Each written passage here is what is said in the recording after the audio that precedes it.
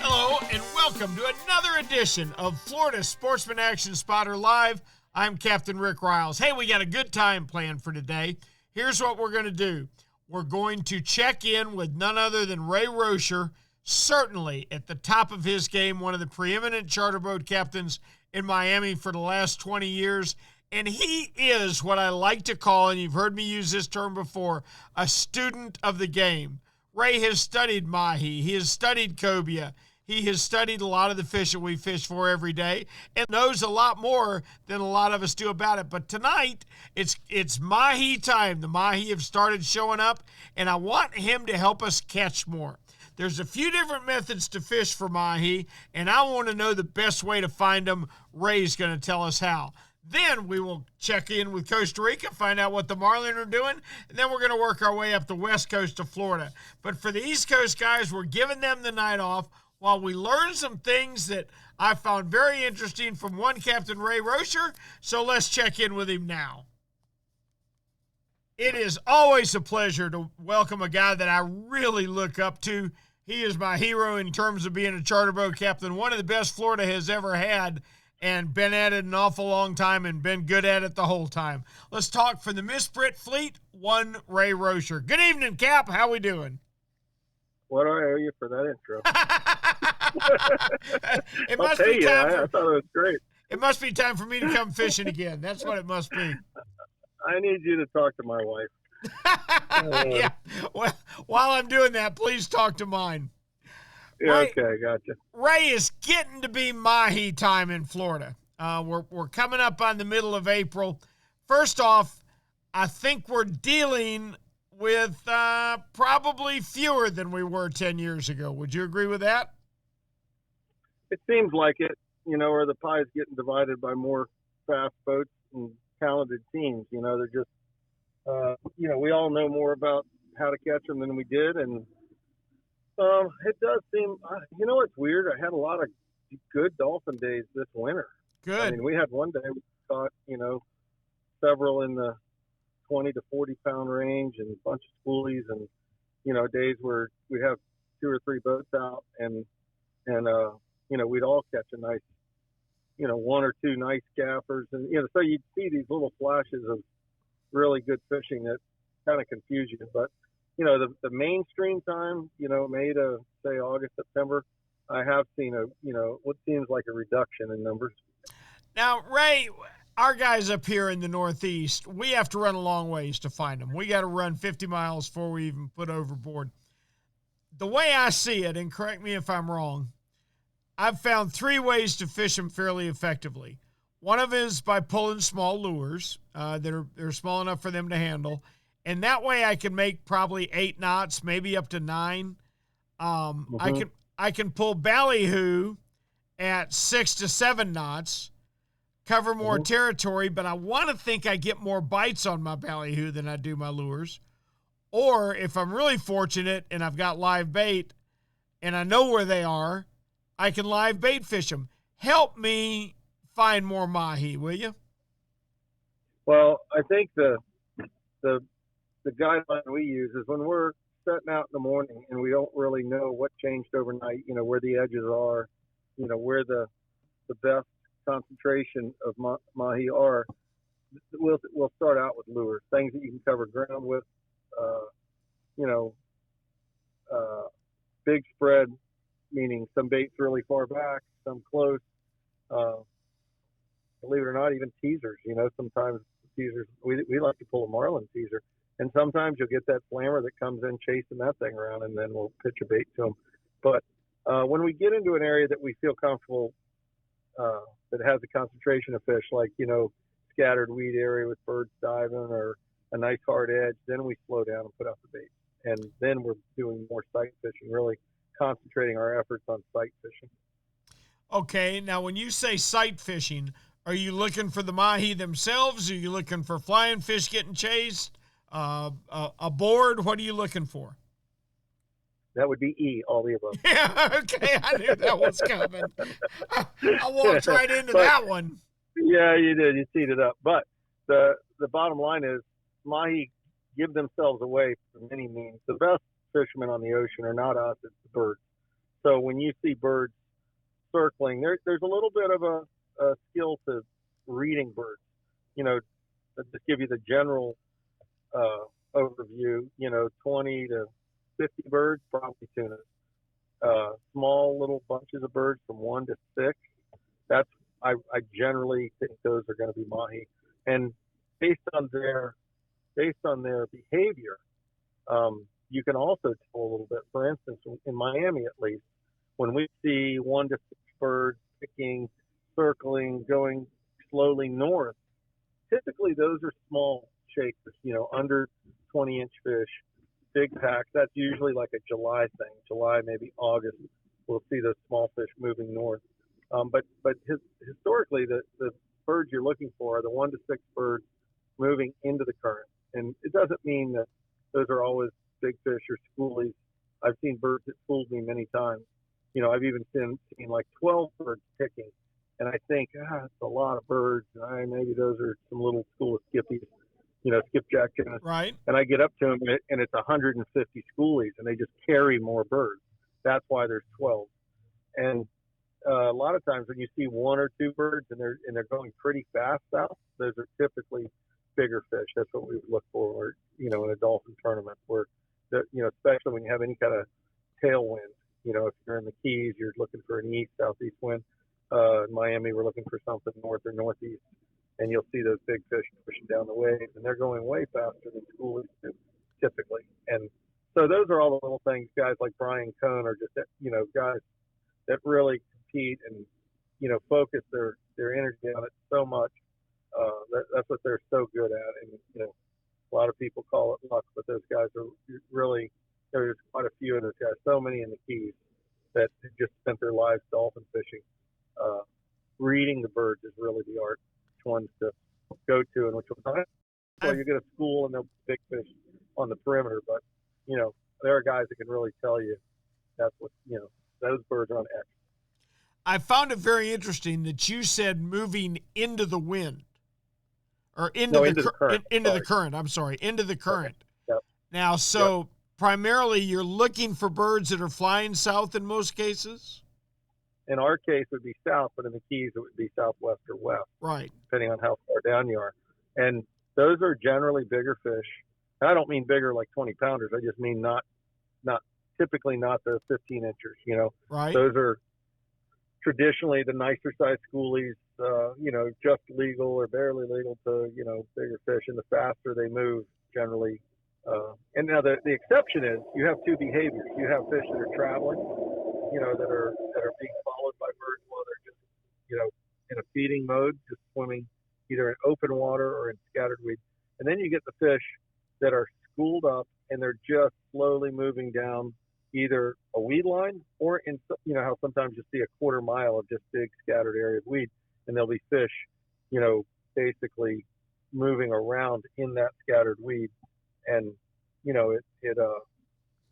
it doesn't, I guess where I'm going with that is the speed of the birds doesn't always indicate the size of the fish, because there might be, I remember twice in my life where the summer yielded a lot of gaffers.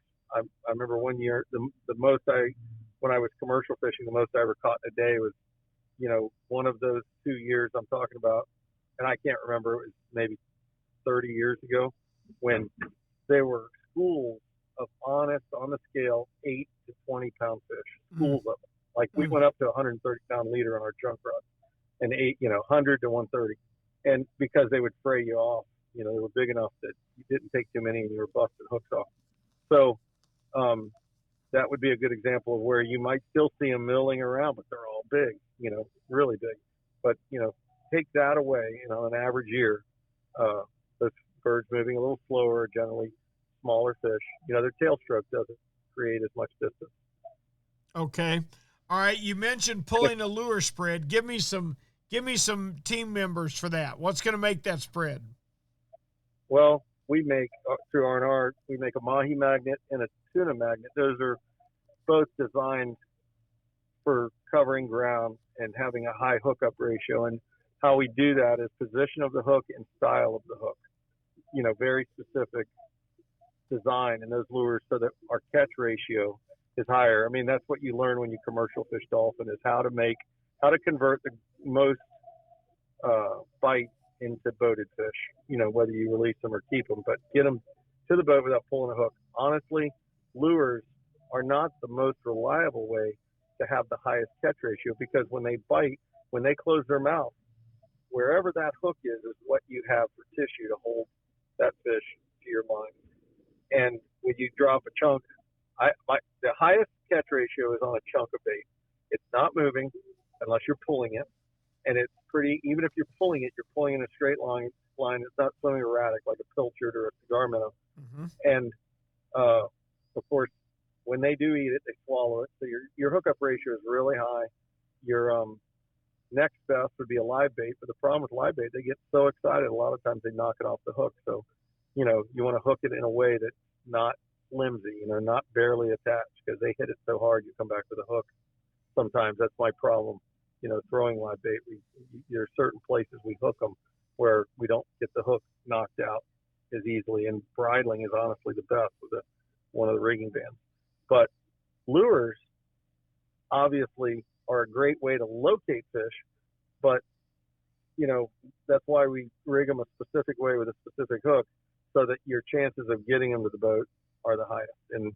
And a lot of that has to do with position of the hook in the lure. If your hook's way forward, you're really interacting with a smaller amount of tissue. The hook is more forward in their mouth when they bite down. They might even not get the hook. They might be, you've seen it where your rod bounces, bends over and pulls back, and bends over and pulls back. Well, your hook's probably too far forward. So we put our hook in the very, very back end of our lures, and use a style of hook which I think gives the best catch ratio. So, those are all things there by design.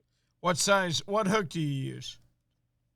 Depends on the size of the lure. Like our smallest Mahi magnet has a 6.0, along with our tuna magnet, 6.0, and then we go up from there. Like a medium Mahi magnet is a 7.0, and then the biggest Mahi magnet's an 8.0. And their Mahi magnet is really just a tuna feather with a squid body, so it gives it a little more substance and mass. But I'll tell you that when a dolphin bites a tuna magnet, there's nothing but hook there, because it's all feather in my line. You with me? So It's just, when they bite, they're really biting nothing but hook. And when they bite, it's kind of like our wahoo magnet. I like a small, skinny head. So when a wahoo bites, it doesn't bite something 1.5 inches in diameter. Right. It bites something very small, and his mouth is more closed. So when the hook interacts, again, better chance of more tissue. It's a better chance of getting the fish to the boat. So, all of that factors in. The disadvantage of a Mahi magnet, it's a little thicker, bulkier lure. You can sometimes pull a hook on a Mahi magnet, where a tuna magnet, you don't pull many hooks. Very interesting. That's really good. Now, Ray, up here, this time of year, we have found that our weed lines and rips generally stretch from the southwest to the northeast. And so we seem to interact them best if we run in an east-southeast direction. Do you find the same thing down there? Does the coast line up the same way? Are you talking about going parallel to the weed or across? No, I want to cross the weed so I can find it. I'm talking about looking for a weed line. To me, I just seem to find more in a southeast direction. Is that just my habits, or is there something to that? I think you're exactly right.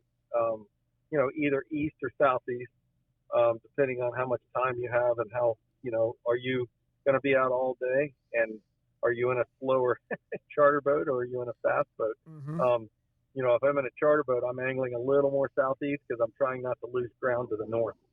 But in a fast boat, the quickest way off Miami to get to an edge is due east. And if you get swept a few miles north in the process as you're going east, it's not a big deal. You've got speed on your side. But for me, charter fishing, I'm always giving it a little south of east. And you're right, we call that angle the sawtooth, because when you run out of a weed line, I found that most of the time you'll cut southeast direction, you'll pick up the next weed line, and it'll, again, angle like you said, just west of south, and then you go a little, it trickles out, turn offshore. So that's the sawtooth. Okay, so and you think once you have found the fish, if you find the weed line, are you switching to ballyhoo then, or are you going straight to live bait? Yeah, ballyhoo, unless you want to fish. I know this sounds crazy, but you can even fish teasers at that point if you have a team that can throw chunks or live bait as you go through that weed. Because when you get into that real dense weed sometimes, and you got a hook, unless you have some method of keeping that hook weedless, you're just picking weed, and nothing's worse than having a big dolphin come in and you got a chunk of weed on your ballyhoo and you face off. And so that's where teasers sometimes help. Another thing is keeping your ballyhoo short. Like in the riggers, we feed them through our outrigger clips. Yes, sir. We intentionally make our clips arms open perpendicular to the rigger line, so that it acts as a really nice pulley. In other words, it's oriented the right way, and we can just wind those baits through the clip. If they get weed, shorten them up, jumping towards the boat, it'll usually shake that weed and then feed it back. So I recommend, whether you use a black clip or one of our clips, be able to, don't put a rigid mark like a floss mark on it. Have it so that you can feed it through the clip. And then when that dolphin comes up behind it, you can opt to either pull it away and use it as a teaser, or if you think the fish is big enough and he can eat that bait, feed it to him through the clip. I can wholeheartedly endorse your clips. I use them, as you know, and I love them. Now, you brought up something I had never thought of before when you and I talked last night, talking about bleeding your dolphin when you catch them. Now, you're cutting all your fish now, you say, regardless of species? Yeah, we've gotten to the point where we bleed everything, and I think it really makes the meat last longer and taste better. That's interesting. Now, does that go for bottom fish too? Everything. Everything. It's just so nice when you go to fillet them. There's not blood oozing out all over the meat and having to, get the blood off the meat. I'm a big fan of not washing the meat, so the best way to not have to wash it is don't get it dirty. And blood's one. You just, as Forrest says, one less thing. Yep. All right, so we're going to start out with lures, Mahi Magics and Tuna Magics. As soon as we get a bite, do we stop? Do we have to find a few in the area? What's the plan? Well, a lot of times these fish are scattered when you first find them. So I always am a fan of, when you've got one chasing a lure, or you hook them on a lure, slow down and start throwing bait. I know this sounds a little weird, but I like to tease them in and try to get them to eat chunks first and then throw live baits if they get finicky. If you start out with live baits, the bite is so aggressive on a fresh batch of fish that they end up knocking off some bait. Sometimes we pull hooks because I don't know what happens, but a certain percentage you'll hook, and then they go out there 50 yards jumping and you pull the hook. And that doesn't really happen with chunks. So if you really want to talk percentages and math, you'll be better off using your ballyhoo or your lures to locate fish, and then, like I said, trying to wind things through the clip. My feathers, my tuna magnets and mahi magnets, I don't run them through a clip. I run them off the rod tip, because there's nothing gained by having them release out of a clip and go flat. Yeah. When they bite them, the hook by design is far enough, hopefully far enough back to hook enough tissue to hold them, and you don't want any slack. You don't want them to feel the point and then the clip pops. So all my mahi magnet, tuna magnets go straight off the rod tip to the gunnels, and then I actually fish my ballyhoo shorter in the outrigger clips. And in a perfect world, all of my charter boats have 2 rod holders in the tower. So you can either cast from the tower, or in a perfect world, you might, if you had a little tower on your open fisherman, fish your ballyhoo out of the tower and have one guy up there with you watching back and you're watching forward. Gotcha. And that way, when the fish come up, you can feed them right through the clip. There is no better way. I gotcha. I love it. Hey, Ray, thank you so much. We always appreciate your time. You were so kind to help us with your thoughts on Mahi numbers. Now it's time to go catch them. So I think you helped everybody with their assault on the Mahi as we get into April and May. Cap, all the best to you, and hopefully we'll get to talk with you again soon. Thanks for having me. Thank you. Captain Ray Rosher. How about that? From down in Miami teaching all of us East Coast fishermen how to catch more mahi. Our thanks to Ray Rosher for a great tutorial on catching mahi. Now's the time, East Coasters. It's time to get after them. Hey, Ray's report and all our reports are brought to you each and every week by Yamaha. Reliability starts here. By Shimano, bringing people and nature together. By Tournament Master Chum. Oh, it's the best chum on earth, all right. By Nosara Paradise Rentals, your dream vacation. By D.O.A. Lures, the unfair advantage. By Young Boats, you want the finest in flat span offshore hybrids, Young Boats is the way to go. And by the Castaway Hat Co, the hat that helps save our seas. You want to wear a great hat, keep the skin cancer away? Check out Castaway Hat Company. All right, it's time to head to the Keys. Let's find out if we can get a hold of one Captain Brandon Storn. How we doing, Cap? I'm great. How are we doing, Rick? Good. Any mahi showing up down there? There's a few here and there. The Kalex today brought home some mahi. Okay, that's good. That's good. You have any idea how far offshore they're finding them? You know, I would imagine he won't be too far away from the edge of the reef. Okay. Since we're still staying pretty close to home. So he could have been about 7 miles offshore. Oh, good deal. What have you been doing? What are you catching? We've been doing mostly tarpon fishing, but we just had a cold front, kind of put a pause on that. We had some north wind down here, so after having the tarpon rods out for a couple hours, I switched gears. I went to the patch reefs, and we just caught some porgies, some yellow jacks, some snappers, assortment of snappers, and finished our day off with that.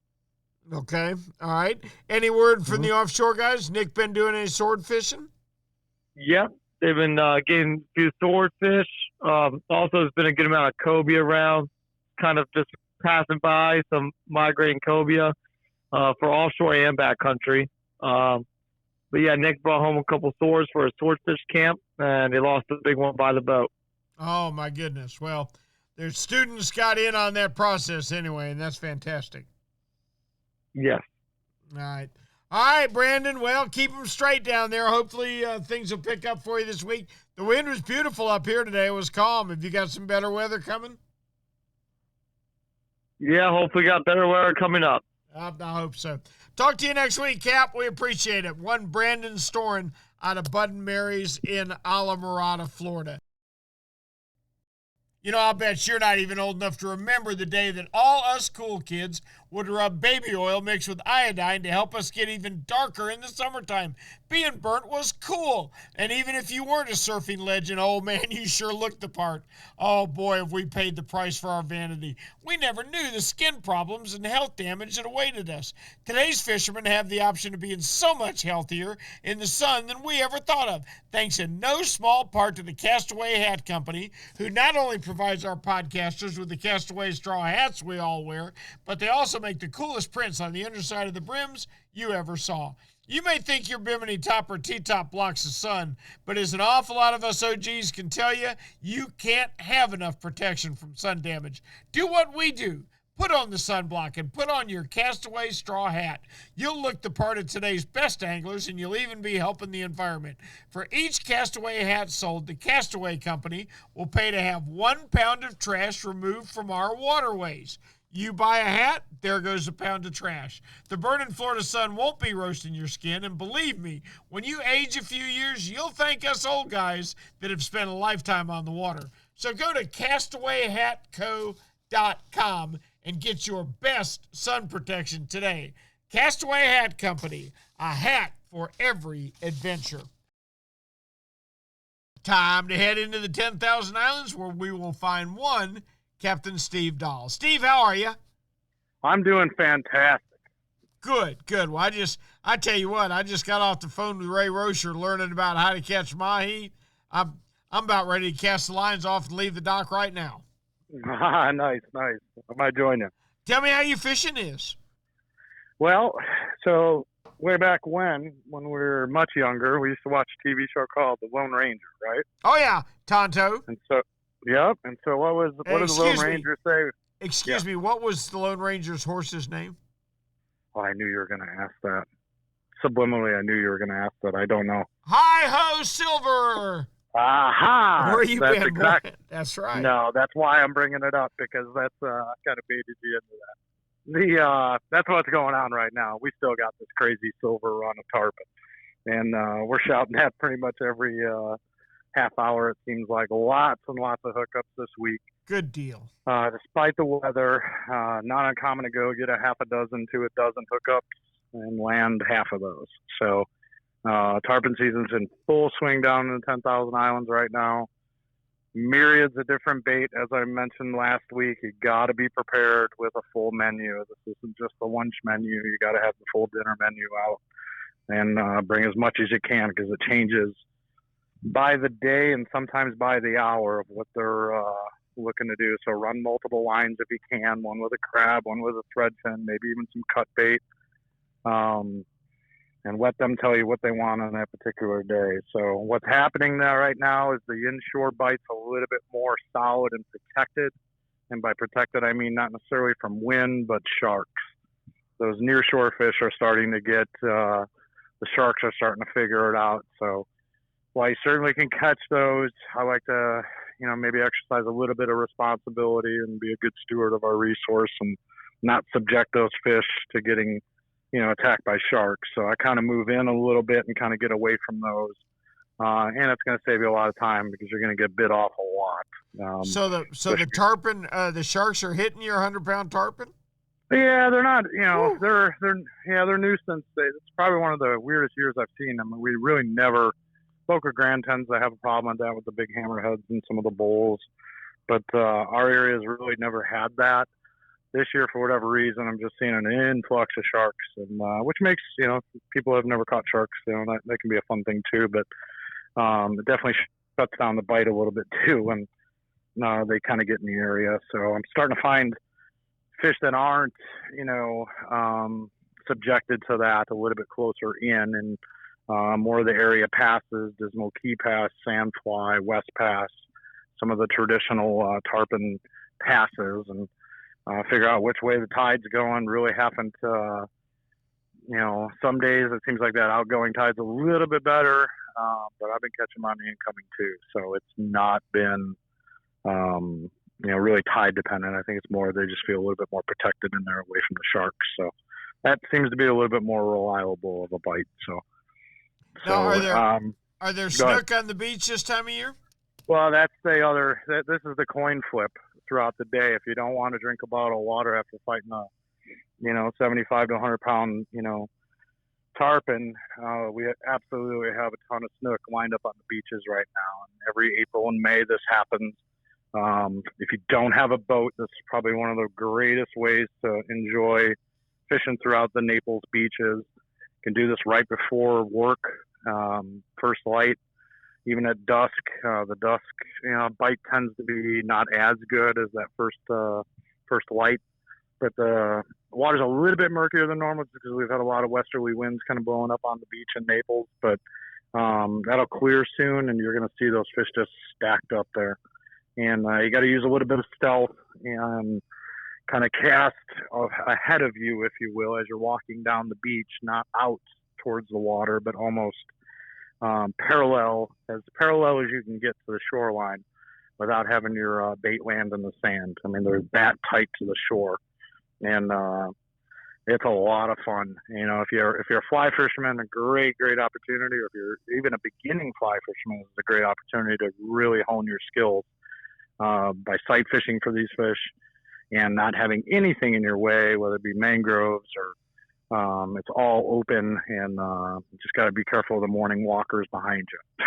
So now, Steve, I would think that if the fish are that shallow, and it sounds like they're very tight to the beach, something like an unweighted jerkbait. Are you throwing something with no weight?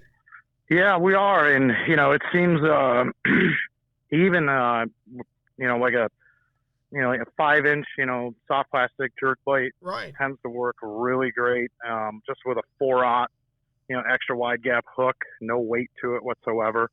If you're casting that on 15-pound braid, with a 30-pound leader, even a 40-pound leader, that's going to help you. There's enough weight there to be able to get that, cast, but it's not going to, it's going to look very natural because you're literally fishing in a foot or less of water sometimes. So that works really well, and that's where the fly guys will excel exceptionally well too. So keep that in mind if you ever want. If you're even not a fly fisherman and want to just play with it, got really easy shots to make that happen on the beach. So keep that in mind. Way cool. Great report, Yeah. Steve. Thank you so much. Please tell me we can check with you next week. Yeah, I'll be tired, but we're going to do it. Hey, I'll tell you this much about the tarpon. You'll miss them when they're gone. Oh, we do every year. It's we can't wait till they get here, and we almost beg that we don't have to do it. And the minute they're gone, we wish they were here. That's it. Thank you, Cap. Sounds good. Thank you. Captain Steve Dahl. All right, that means it's Southwest time for Greg Stamper. But before we do that, let's have a word from Shimano. You know, there's really only one thing all our podcasters have in common. We rely on Shimano gear when the day is on the line. Whether it's Jim Ross chasing a tarpon with a Saragusa spinner, Alan Sherman catching muttons on his bait runners, Shimano gear is everywhere in Florida. You see, Shimano builds a reel for every fish that swims, and it seems like every year they come out with new models with names that take me 6 months to pronounce correctly. But you know what? There's also a couple of models that have stood the test of time and stand at the top of the brand even today. If I'm fishing an inshore spinner, be it fresh or salt, you can count on the fact that I'm throwing a Shimano Stratic. That's just because it's been around the block so many times and it never fails. If there's a blue water boat pulling for a sea monster, I can almost promise you there's Shimano Tiagras pulling the big fish baits. Why do the best blue water guys count on Tiagras year after year? For the same reason I always throw a Stratic when I need to hook a redfish for my granddaughter. Because when the day is on the line, you can count on the time-tested Tiagra and Stratic from Shimano. Our thanks to Steve Dahl for a great 10,000 Islands report where the tarpon are massive and thick. Let's see if they stretched all the way up to Southwest Florida yet. Captain Stamper, are you with us? I'm hearing you loud and clear. I'm Greg Stamper from Snook Stamp Charters. Tell me how your fishing's been this week. It has been good, and yes, I will tell you the tarpon are definitely in play full speed right now. Good. It started actually about 2 weeks ago with some of those fish coming out of the back bays and some of those rivers and creeks and stuff. But there's definitely a whole new surge of them on the days that the guys could get out on the beaches. What I was just thinking yesterday, Rick, was when I was power pulled down in about 2.5 feet of water, and it was blowing 20 miles an hour, and there were waves lapping over the back of my flat boat. I was thinking, we need more challenges. We're not. This is easy. This is way too easy. We need more challenging conditions to go ahead and catch those fish. Well, hey, it wasn't raining, and it wasn't hailing. Actually, you're right about that. We didn't get rain. We didn't get hail. But you know what happened, which was very surprising? We limited it out on trout right away. We went to the shorelines where I could hide a little more, and the redfish fight was on fire. You ever notice, Rick, when it's overcast, even if it's windy, if it's overcast, those redfish just bite really well. Always. Now, would you like to hear my non-award-winning theory about that? Sure, go for it. Okay. I am convinced that if you look at a fish, you can tell whether or not he bites better in cloudy weather. If you look at a tuna with a great big eye that's high on his forehead, high on his head, he's going to bite better in cloudy weather. You look at a redfish whose eye is up near the top of his head, he's going to bite better in cloudy weather. I don't think, because they don't have eyelids, I think fish that have their eyes up high on their head or have particularly big eyes like tunas and swords, I don't think they want to bite in a light condition. Does that make sense? Oh, totally echo that thought. You know, Rick, I when I talk to people about tarpon, I use that same exact analogy. Mm-hmm. Same thing. Those fish with them big eyes, they don't like that bright sunny stuff. They like that cloudy stuff or even the mucked up water. But we caught them this week on cut baits. We caught them on shrimp. I still don't have much white bait to go after. I know there's some around, but the water's been so mucked up. I mean, it's like a record playing over and over for the last month and a half, 2 months. But the water's been so dirty, it's been tough to find anything like that. I might try it next week. Looks like we have some better conditions. Now, the nearshore guys, they did get out a few times this week, Rick. They did target some tarpon. but I'm sick and tired of seeing those tower boats back in my back bays because they can't be out front. They're picking on my fish. Yeah, that's you. I'm talking to you too, Rick. Yep. It's guys like you picking on my fish. Hey! Leave me out of this. But now, the offshore guys, honestly, they've really only had 2 good days they could get out. When we get these massive blows like we continue to have, even the day after, those swells are pretty big. And unless you have clients that are sporty and are willing to do it, it's just really not feasible when you have to go out there, 40 miles, give or take, for these red groupers and these snappers. Yeah, I tell you, it has been, I don't know. I mean, I don't have the facts to back me up, but man, this feels like the windiest spring we've had in a long time, Greg. Yeah, I agree with you. Oh, I do have one good thing to tell you that happened to me this week when I was tarpon fishing with all my buddies in their tower boats just crowding in on me. So I'm sitting there, and I think I see something that's just floating in, and I'm like, what is that? And it turned out to be in the back bay, sitting in about 4 or 5 feet of water, a big old 12-pound triple tail Rick. And guess what? Captain Greg got him, and nobody else knows tower boats is paying attention. And half of him's on the way to me. Is that right? I'm sorry, you won't believe this, but my clients, even though I told them that they're poisonous, they wanted to keep it. Oh, that's fantastic! What a bonus for them for their day. You think anybody enjoyed that dinner more than them? You're wrong. Oh no, I know. That's fantastic, Greg. What a great report. We appreciate it so much. Please tell me we can check with you next week. You got it, Rick. Tight lines. Thanks, Captain Greg Stamper from Snook Stamp Charters. You know what Yamaha Outboards love? The genuine formula and consistency of Yamalu marine engine oils. What?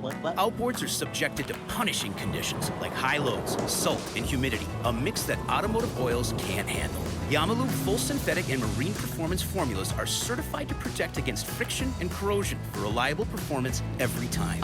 Find Yamalu marine oils at your nearest Yamaha Outboard dealer. Locate them at yamahaoutboards.com/dealers. Yamaha. Reliability starts here.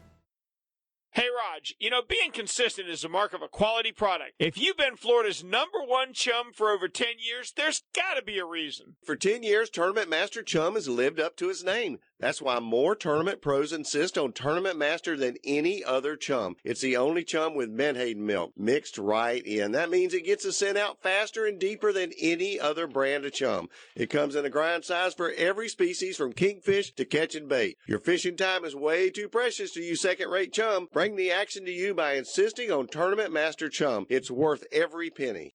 When you're ready for the finest in custom-made flat spay or inshore-offshore hybrids, you are ready to meet the Young family in Inglis, Florida. For over 21 years, the Young family has built custom boats one at a time for every type of fishing. Nothing can sneak up on a flat quite like the Gulf Shore flats boats, and I've never fished a better hybrid than the Young 24s and 27s. Rob Young is a naval architect who takes tremendous pride in each and every build for each and every customer that wants their boat custom built exactly the way they want it. Is it time for you to move up? Are you ready to own the finest boat built? Then you need to visit the Young Boat Facility in Inglis, Florida, or check them out online at youngboats.com. Let's pull into West Central and find out what's happening. Ray, how are you? Oh, I'm fantastic. A little sunburnt, but pretty good. I tell you what, the first sunburn of the year feels pretty good, doesn't it? Well, this wouldn't be the first one, but yeah, it does feel pretty good, especially since it was like 56 degrees when I first got on the water this morning. I mean, it was up in the 80s later on, so it's all good. We had the same thing over here in Jacksonville. I wore my jacket offshore fishing this morning. By the time we put the lines in the water, it was time to put it up. Tell me how your fishing was. Actually, it was pretty good. We had snook, trout, redfish, flounder. Hello. Jack's ladyfish. Let's see what else. Lizardfish. We had all the good stuff. but were they big lizard fish? No, not really. We'll They're see. a little disappointing, but the big lizardfish don't come in until November. That's when the run is really on. I mean, it's like we target them. That's when you line up bow to stern and waylay on them, huh? I will send you a picture of a world record fish that I never submitted, only because my friend Todd Staley had the record back then. That's hilarious. That's hilarious. I tell you, well, that sounds like excellent inshore fishing. What are you doing? Are you throwing plastics, or what are you doing?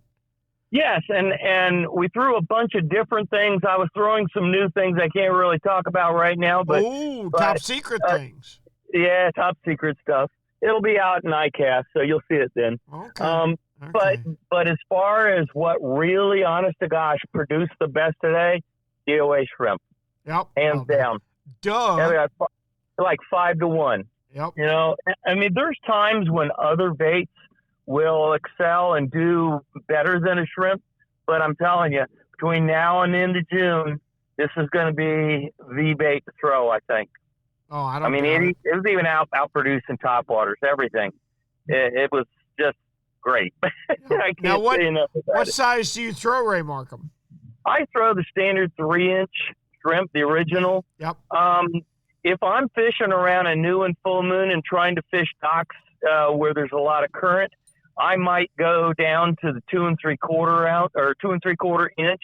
It sinks a little bit faster, and if I'm fishing a deep dock, it's say 6 to 8 feet, something like that, and I want it to get down before it sweeps past the dock. So that's when I'll throw that one. Gotcha. Yeah, but there'll be times coming up and around the full moon of June, I'll throw the big one. I don't mean the really big one, the 5-6 incher. That one I might throw for tarpon sometime. But the 4-inch is a terrific bait to throw around the full moon in June. Because the shrimp are just kind of flooding out with the tide to spawn. So those fish are looking for the big stuff. It's hard to go wrong with that 3-inch night glow. Oh, yeah. Yep. That was the one I was throwing. Yep, that's my favorite. Did you hear anything from offshore? They're still whaling on kingfish and mackerel. I've gotten several really good reports for some guys that were catching grouper, catching gags, catching a little bit of everything. Release of gags, of course, till June, but they were just whaling on grouper. Not much on the cobia yet? No. To tell you the truth, there was a flood of cobia about 3 or 4 weeks ago, and they just kind of quit. I don't know. Huh. Okay. I'd have to ask William Tony. He should be catching them up there by now. Well, I think I'll check in with him right now. Thanks for a great report, man. Ray. Will you tell him I said hi? I sure will. You take care. Ray Markham with a great report. We're going to talk to William Tony, but before we do, how about if we get a word from D.O.A.? I recently had the chance to stop by D.O.A. World Headquarters in Stuart, Florida, and I was not the least bit surprised to see company founder Mark Nichols hard at work on a new fish catching invention. What was shocking to me was the fact that he was working on the original 3-inch D.O.A. shrimp, the same shrimp he patented in 1985.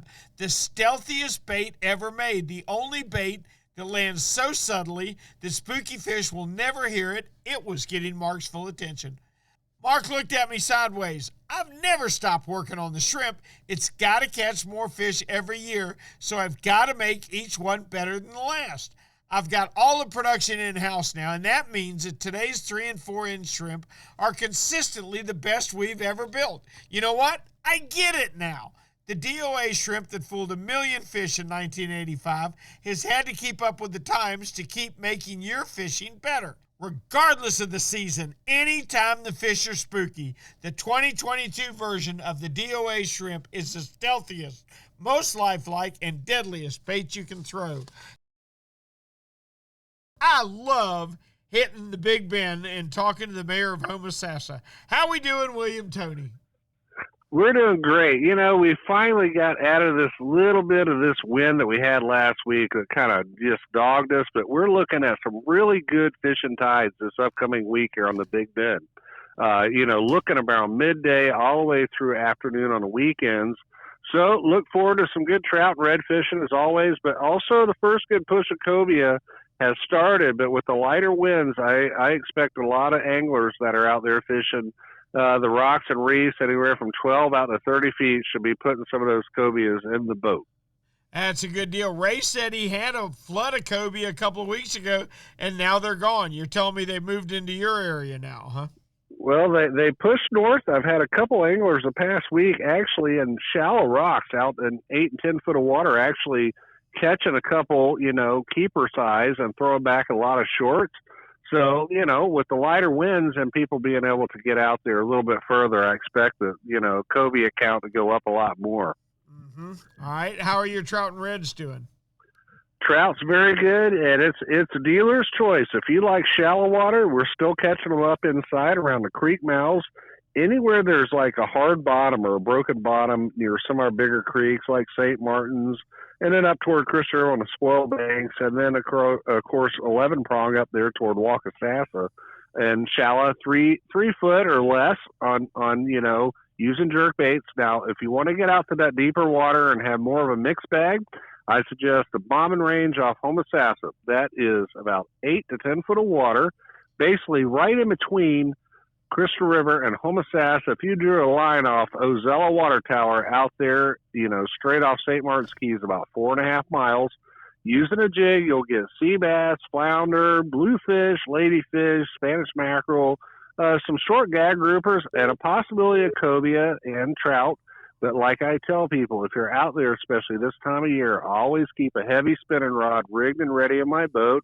You could either have a good 5/0 stout, circle hook with a live bait rigged in a bucket ready to pitch, or a bucktail, or another one of my favorites is the hoagie, either a black hoagie or a glow hoagie that is 8 inches. That is nose hook. The cobia just seem to go for those. That it looks like a deal, and they have no problem gobbling it up. And I always tell people they're casting at him, if you got him chasing it, but he's not committed, open the bell and just let it fall. And a lot of times, if you see that cobia nose down and start following it, you can guarantee he's going to eat it once he's out there out of your sight. Excellent tip. I like that. That's outstanding. I have seen him chase a lot of baits and not eat it. William, I had one chase every bait in the live well one day and not eat it. And then I happened to pull out of the live well in my dip net a great big squid that we had caught on a sabiki. And I tossed him that squid, and he nosed up to the squid. The squid spit at him. That was not the right thing to do. Because it made him mad. That was the last thing that squid did. That purple ink came flying out of that squid and hit that cobia in the face. I don't think I ever did get that hook back. No, game over, buddy. That's right. That wasn't out of hunger. That was out of pure meanness out of a cobia right there. That's right. Cap, we appreciate it so much as always. Please tell me we can check with you next week. I'll be right here in downtown Homosassa. All right, keep them straight. Thank you, Captain William Toney. Our thanks to William Toney for a great Homosassa report. Now it's time to hit on up through the Big Bend. We're heading west now. We got to check the northwest section with one Captain Kevin Lanier. I'm going to guess today's weather had you feeling peachy. It is peachy weather, and it's going to get better, and it's going to look nice all week. So we're excited. Talk dirty to me. Oh, me. Any fish biting? Let me tell you what wandered into our neighborhood this week. Have you ever heard of a chub getting caught this far north? No. I saw that picture. Yep. Unbelievable. Two of them. Really? Yep. I'll be darned. So, I mean, we've gotten chub and permit this winter, so, I guess the moon's aligning or something's going on. Yeah, there's something going on, all right. Did anybody eat the chub? No, nobody ate the chub. I don't know. I've always heard they're not good eating, but I've never caught one. Well, they have another name for them, but we can't mention that because it's a family show. Okay. But, no one ate it. I'm going to use that as evidence not to eat the chub. Yep, they have another name. So someday I'll tell you. Any cobia in your area? Yes, we saw our first 2 cobia this week. We were bottom fishing, and a pair came around the boat, and we threw a few things at them, and they weren't interested. We did not have any live bait on the boat because we were just doing a short bottom fishing trip. Uh-huh. So I think we're going to make sure we got a few pinfish in the boat and a couple of artificial eels when we head out now. Gotcha. Sounds like a real good plan. But there's a few showing up over here, and you and I are about the same latitude, so they ought to be in your area. What else is biting? We're getting sheep's head still. There's quite a bit of mangrove snappers along the the shoreline areas and around the piers and things like that. Offshore, there's been a few reports of amberjack caught and released. They're getting some cobia, and I saw a report on First King in the just west of us, over toward Panama City. So, those pelagics are starting to come in. We've got 70-degree water temperature, so it's right there. So things should really start picking up. Weather's kind of laying down, so we should have some good opportunities this week. Good deal. Good deal. That sounds outstanding. Now, I'm assuming that your inshore, your trout and redfish are still going, right? They're still going. They're not quite as good as they were.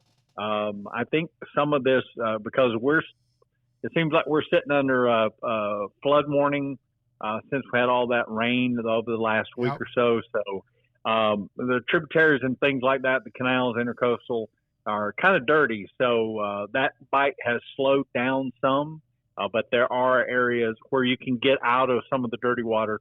They are picking up a few. Great report. Pompano.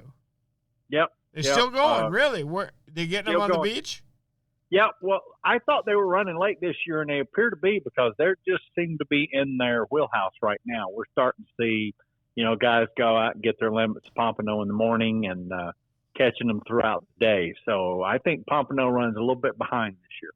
Huh, that's interesting. It's been real good here when we get clear water, but it's just been very few days we had clear water.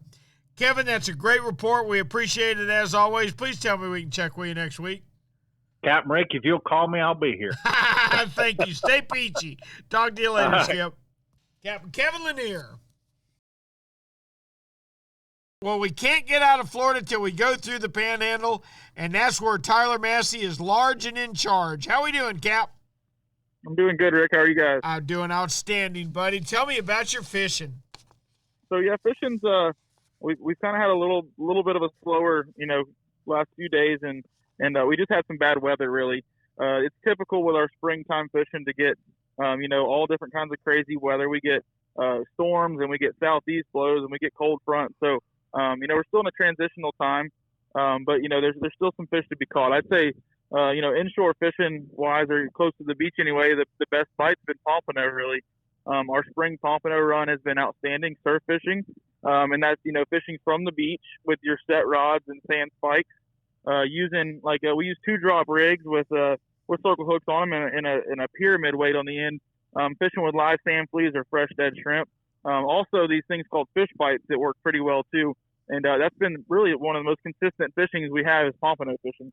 Boy, fish bites has taken the world by storm in the last few years. I can tell you that. Everything over here from redfish to flounder to sea bass offshore is munching on. And it's not just fish bites, it's all the scented baits. Gulp does a great job. They all do, but something that I thought was voodoo and was just silly and would never work.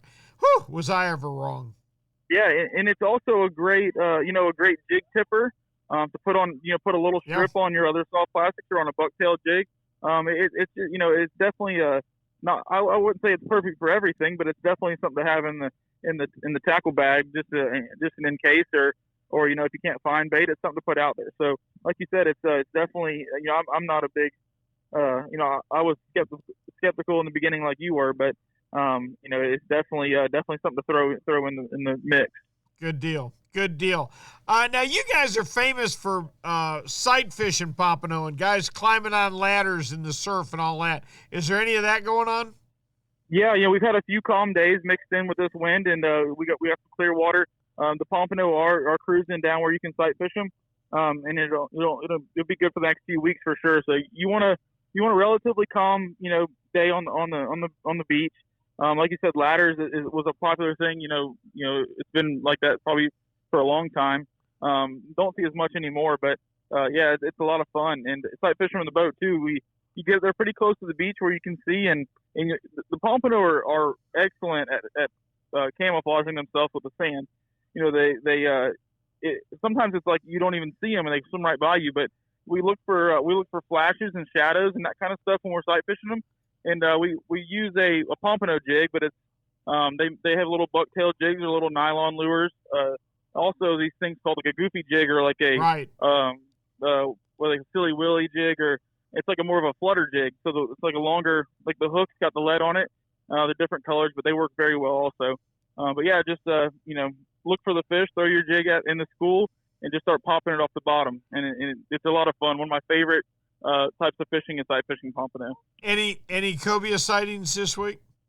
Yep. We definitely there's definitely been some caught. It's a few fish trickling in. The guys that are going are getting shots. They're maybe catching 1 out of 3 they see, or still low numbers, but the guys that are catching them are happy to even see a fish, and to catch one's just a big bonus. So there's a lot of guys that really love that fishery, and it's looking up. We're definitely seeing a few fish and catching some. Excellent. Tyler, thank you so much for a great report. Please tell me we can check with you next week. I'll be here, Rick. We'll see you guys. All right, Captain Tyler Massey from Pensacola. Hey, that puts a wrap on our trip around the state. I sure hope you enjoyed Ray Rosher tonight. I value his friendship right up there at the top, and he's always got such good stuff for us. Tonight, teaching us that when you're hunting for dolphin, stick with the small lures. When you find them, slow down, put out the ballyhoo. If you get them located perfectly, feed them a live bait or a chunk, and they won't say no. This week's Florida Sportsman Action Spotter was brought to you by Yamaha. Reliability starts here. By Shimano, bringing people and nature together. By the Tournament Master Chum. Oh, it's the best chum on earth, all right. By Nosara Paradise Rentals, your dream vacation. By D.O.A. Lures, the unfair advantage. And by Young Boats. You want the finest in flat, spay, and offshore hybrids? You need to check out youngboats.com. And finally, the Castaway Hat Company. That's the hat that is helping our seas. Help clean up the ocean when you buy a Castaway hat. Hey, for Florida Sportsman Magazine, I'm Captain Rick Riles. And until next week, I'll see you on the reel.